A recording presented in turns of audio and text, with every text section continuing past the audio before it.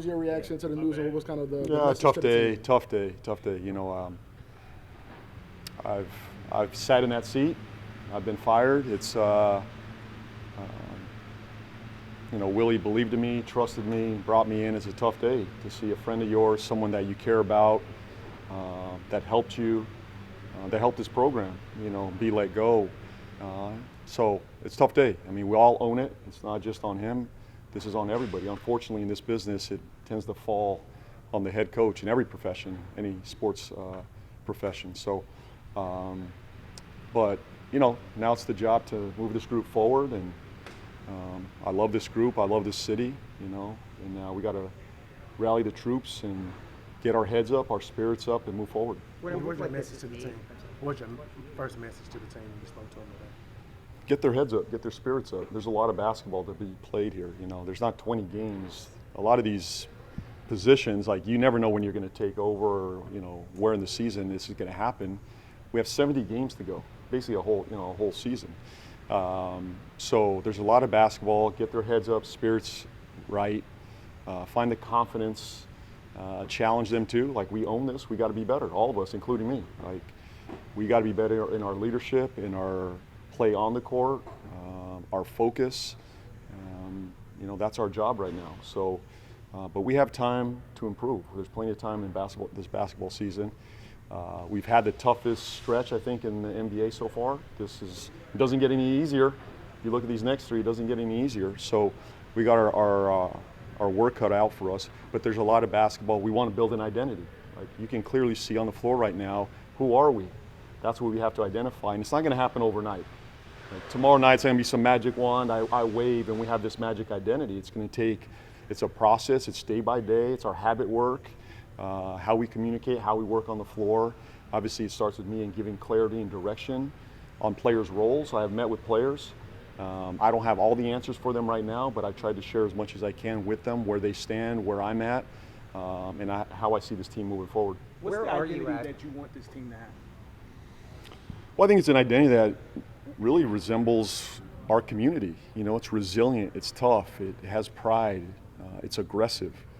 And I think identity-wise, it starts there, just an overall physical, aggressive group that plays with force, that plays together. I'm a big believer in playing together, sharing the ball, moving the ball. Last time I was in the seat, my team led the NBA in assists. I believe in trusting it, sharing it. I grew up under the San Antonio Spurs, where people moved the ball, shared the ball, and trusted it.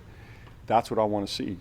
But at its core, we've got to be a more resilient, tough, physical group, period.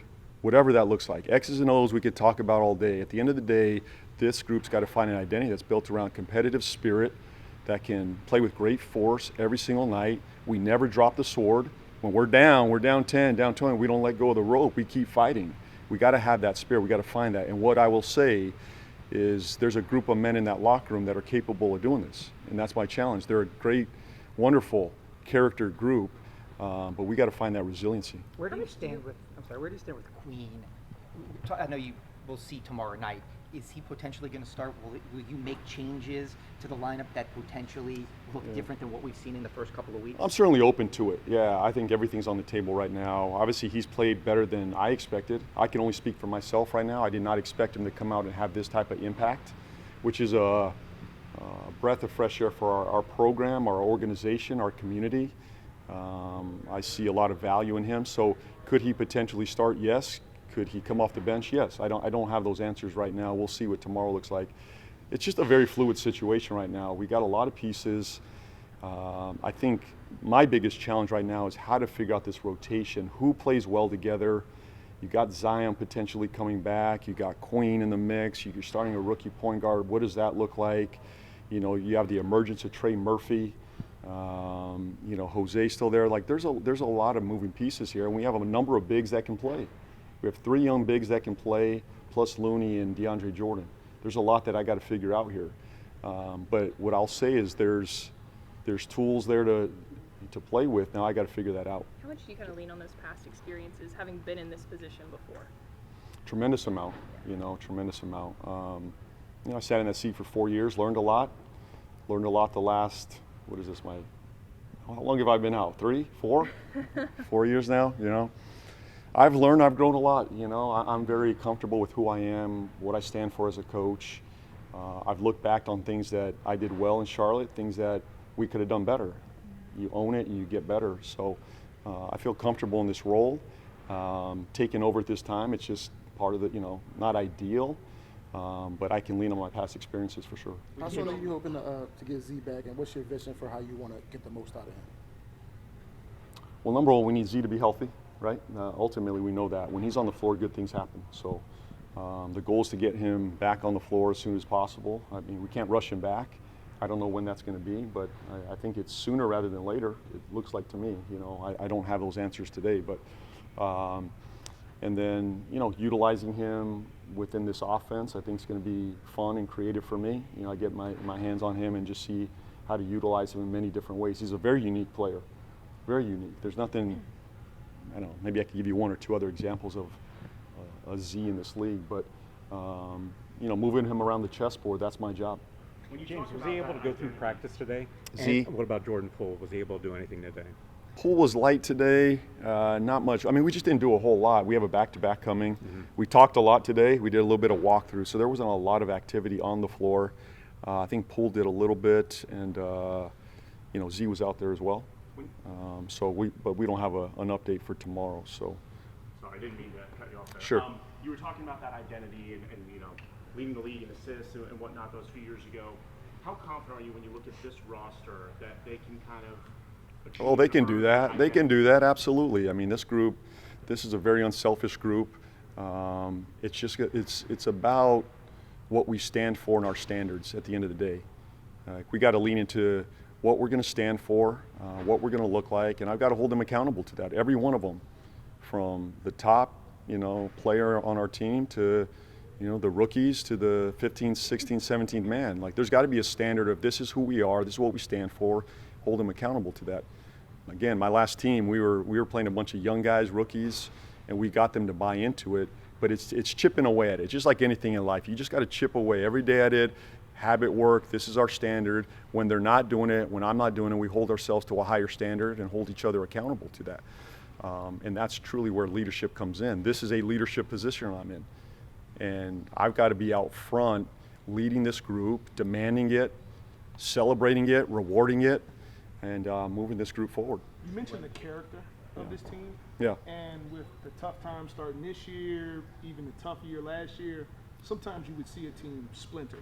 For you to mention how good the character is that maybe one of the most encouraging things? Yeah. Like trying to turn this around? No, this group's still together. I don't feel that at all. This is not a splintered group. They're committed to one another. They like one another. You know, they really enjoy being around one another. They're pulling for each other. It's a connected group. So that we do have that behind us. This is a talented group, a talented roster that's together. I'll take my chances with that.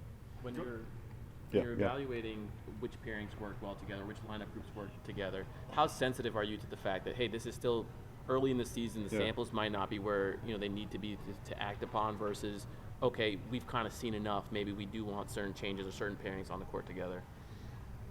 I wish we had more data on that. I don't think we have enough yet to say this absolutely works. I'll try to find some consistency in the next, you know, let's call it 5 games, that we look at a sample and say this is working. I don't think we can say after a couple games this is absolutely going to work. I think we got to really look at it in a 5 to 10 game sample, and I could probably be clear there. Where I can be sensitive is being consistent in some of those rotations, so they give us an idea down the road what that could look like. But I also got to be sensitive to trying stuff that works. If something's not working, move off it, and I'm okay with that. Just adapt. Like right now, I just got to adapt and try some different things, look at different lineups, pairings. This is very new. We're very new into this season. So, but yeah, we'll try, especially the bigs. The bigs got to figure out, like, that's probably where I'm going to lean in most. We have a group of bigs that can play. How do they work together? Zion is so unique. Who pairs best with him? You know, I'm sure people have said that the numbers of Zion and Queen, I think, are really good. If I'm not mistaken, that's a number that has been given to me. And how true is that? I don't know. I think we're going to have to find out. We need a bigger sample there. But what I can say is we're going to try some stuff. I know for that, sure. I'm sorry. I know that you are unselfish, and you've talked about your team being unselfish. But no matter the circumstances, these opportunities don't come along very often. You've Yeah. interviewed for Lakers and Cavs Yeah. and Suns jobs. Do you understand that this is an important moment for you individually? Well, I'll always remember this day. I'll always remember this moment, you know, and I'm grateful for it too. That I've had a lot of wonderful people help me get to this point. And sometimes you never know if you're going to get back. I've been very close in landing head coaching jobs over the last 3 years, very close. They haven't gone my direction, you know, up to the wire in a number of cases. Disappointment, hurt, whatever that is. And you never know if you're going to be back in this position. So I don't take this lightly. This is a tough day for me. I wish it was under different circumstances. The reality is there's only 30 of these in the world, and I get to do, you know, and lead a team beginning tomorrow. And I'll do that with great gratitude, toughness, resiliency, faith, and lean into these guys and the staff. And I believe in them, and I look forward to the journey with them. And when we came in, we saw you speaking to a couple guys individually. I was doing that? I think that was you. Over That there. was the I'm not guys? sure. Was that me? But why do you think that was important for you to kind of have some of that one-on-one time? We don't even have enough time. Look, this is all just.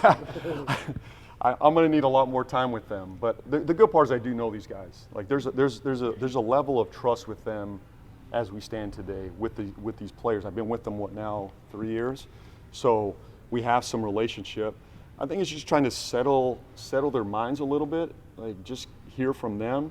And I think as leaders, that's my job. How are you feeling? I can give them all the answers and what I'm thinking in the world. At the end of the day, it's their minds, their spirits, their confidence, their hope, how they see this thing. I just want to hear from each one of them. That's what I tried to do today in a vacuum of 5 minutes. You know, I probably need a whole dinner and, you know, a couple oysters to figure this out. But we'll do that. We have some time. We only have Steph Curry coming in tomorrow, so we'll figure it out. I was going to ask you, did you thank Joe for giving you Golden State, OKC, and Denver right out the gate? That's a tough stretch.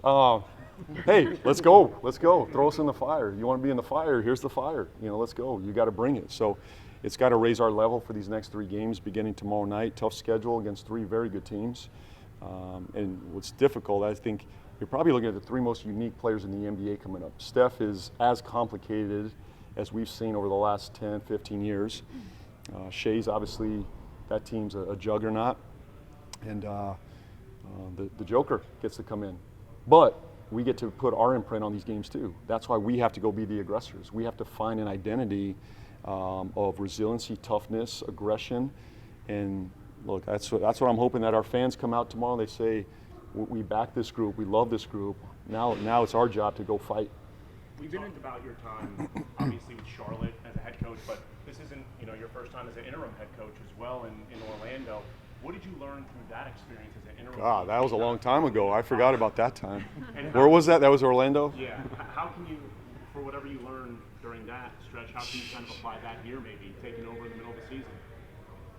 I don't remember much about that time. I mean, it was a long time ago. I guess I'll rely more on my Charlotte experience right now, just to lean into that. I have a rhythm as a head coach, my day-to-day, you know, going into, I have a better sense of who I am calling a game offensively. I think that's one of the things that, you know, one of my strengths is just calling a game offensively, and I got to do that tomorrow night. Find rhythm with these players. I've done that, so I feel good about that. Putting together a game plan. I'm gonna rely a ton on this coaching staff. What I'll say is this is a very good coaching staff. Willie did a heck of a job putting together a very good coaching staff. So I'm gonna rely on those guys, you know, especially as we get our feet under us over the next couple games. So you got to trust and lean into your staff right now as well. James, have you remember being a video coordinator for the Hornets? Wow. Yeah. I mean, it's kind of crazy. It's been a minute. Yeah. It's been a minute. Yeah. When was the last time I saw you? Oh, I've been around. Yeah. All right. It's been a minute. Is that true? Yeah. He has. Okay. So I do a lot of stuff. But anyway, can you explain it? Just from your view, I think a lot of people would say, okay, well, how different can it be? He's been here several seasons, you know, part of this staff. But the nature of your job has changed. I mean, your job was to support the head coach and his vision, and now it's different, right? I mean, you have a lot of leeway to kind of. Well, I think every head coach, if you put anybody in the seat, it's going to have a different feel and flavor. It just is. We're different human beings. We tick differently. We see the game a little bit differently. Everybody would call the game a little bit different. You know, I could give you the same menu, but you're just going to use the menu differently, no matter who it is, whether it's me or the next guy. So the guy that took over, whoever took over for me in Charlotte, I'm sure he called a different game, different look, right? So. Yeah, you got to put your imprint on it. You got to be who you are, and I'm very comfortable with who I am. I think that's what our guys understand. I know who I am. I know what I stand for, and now I just got to lean into these guys. So, but we're all going to have a different flavor. Every head coach, and now it's my opportunity to put my own stamp on it. James, have you had any consideration on who you're going to replace your old position on the bench yet? I'm sure you probably haven't had time to even think about that. Hey, let me put that on my list too. Let's put that on my list. Addie, can we put that on a list? Replace yourself. Replace yourself. I don't know. We haven't, Joe and I haven't really talked to the staff yet. I don't know if there's going to be anything, but what I'll go back to is I believe in the staff, and I know these guys. I trust them. There's a lot of manpower here, and it's my job to pull even more manpower out of them and maximize that group. It's not just the players. Mm-hmm. If we got a staff that's fully committed, aligned, pushing this group forward, our players are only going to be better for that. So that's my job, and I believe in that group. David, do you have a message to the fans who some have already given up on the season? No, don't give up. Don't give up. We just got started. You have a beautiful group of players and individuals that care about this community, this city, and we want to reflect that. As I said earlier, we want our identity to be built on what this city represents. I think maybe all of us here would have a different representation of what that looks like, but at my core, I see this as a resilient community, tough, right? Pride, energy. They show up every day, they do their job, and I think that's what I'm looking for in our players, and we want to reflect that for our community. That's who they are. And my hope is that they show up and pack that thing out tomorrow night. Let's get after this thing, buy into these guys, let's build it together, and ultimately, if we have the community behind us, it only strengthens who we are as a team when you have that buy-in, that belief. Now it's our job to make them believe. Ultimately, we got to do that, and that's our job. Can you, Trey referenced your 2 stints with San Antonio and obviously coming from Pop's tree. I know obviously you dealt with health issues. Do you talk to him? Will you text him? Or is that just kind of, you've already learned from him, or do you think he'll reach out to you? I'll always lean on Pop. I wouldn't be standing here without him. And I go back to the gratitude piece for me. Think about the fortune I've had for my first run as a professional to be in San Antonio with Greg Popovich, and he's one of those, there's probably 5 or 6 people I'll talk to today, and he's one of them. Just lean on his advice, and sometimes it's a one-liner, sometimes I get 5 minutes, and sometimes it's a dinner.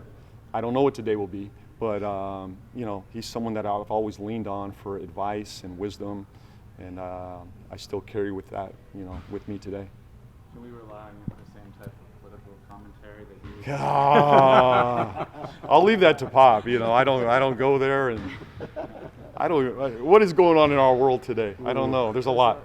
There's a lot. Maybe you could update me on what's going on. I think these next couple months I'm going to lose even more sense of reality. But it's important for me to get to our players too. I like our players being tapped into the world, and we learn together. I think that's one thing you'll learn from me is I just try to be more worldly, and I learned that from Pop. It's got to be more than just basketball. It's got to be more about who are we. How does each one of us tick? What's going on in the world? How do we fit in this community? Where do we fit in all this? Because there's a bigger purpose to all this. Obviously, we want to win. That's the goal. You have to. It's a result-driven business, but at its core, are we impacting lives? What are we doing for the community? And I think just having that perspective on the world is something that I've really learned from Pop. I probably didn't. I won't say. I'll leave it there. Good red wine too, right? Red wine. Yeah. We've had a lot of good meals together. And I'll say this. This is one of Pop's favorite cities to dine. You like Clancy? Clancy's, right? Clancy's. Oh, were you guys there stalking him? No, he's told us that's where he goes. Oh, I don't know. I thought I saw you there. I thought I saw you there one night, you know. I thought I saw you there. Give me another restaurant. Give me Clancy's. Give me another Where are you one. going tonight, Brett? Commander's Palace. Commander's Palace. Got to get there. I'm sorry. You've had a question. Yeah. Don't let these other guys. These two are just. Let me get out of the way. Suzanne, you've been around the building for a little bit. How much do you think you could change the rest of this season moving into a higher role? How can I change this season? Oh, we're going to try like hell, but absolutely we can. No doubt. No doubt. There's plenty of time. It's not ideal because, you know, the situation. But this group can definitely move forward. There's some real foundational pieces, character pieces, talent in the house.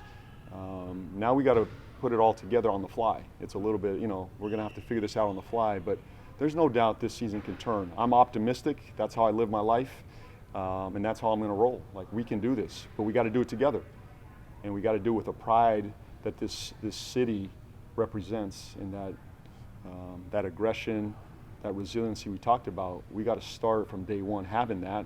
And I wish I could correct it overnight or wherever we're at. This is just going to be day-by-day process. And look, a month from now, we could be looking in a very different situation, no doubt. And then JP is someone like first 7 games before the injury, kind of trying to find a role. What's your vision for getting the most out of him? Yeah, I'm trying to figure, again, I think JP is one of those guys we got to figure out how to best utilize him on a good team. You know, whether he's a lead guard with the ball in his hands, is he off ball? I think he can do both. You know, he's a weapon for us, though. Ultimately, he's a weapon that can come off the bench or start and bring us 20, 25 points a night. That's hard to find in this league. So I'm going to lean into that, challenge him defensively, and pull the most out of him.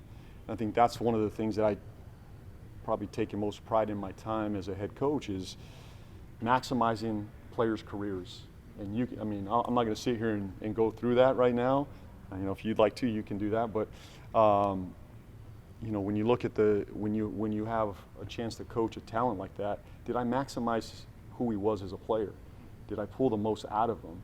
You're not going to do that for every player, I know that, but are you doing that for the majority of your players? And Poole's one of those guys that excites me to do that with.